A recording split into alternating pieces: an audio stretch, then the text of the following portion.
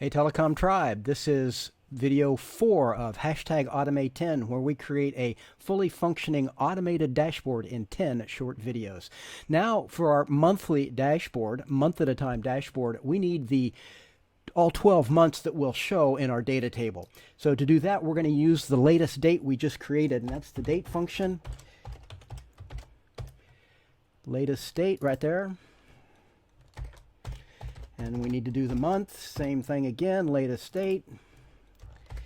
And lastly, the day.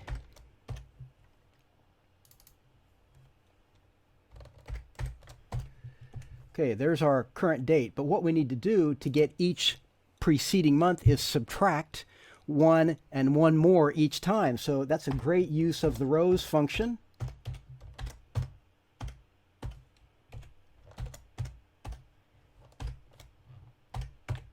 And we have to subtract an additional 1 away because the first row's argument is going to return a 1. So let's subtract that, and you'll see that that is still our latest date, August. But now if I fill down 11 months, it shows each preceding month. So I have my trailing 12 months already calculated right there, and it advances as soon as we add new data. Okay, that's it. Come back for the next video.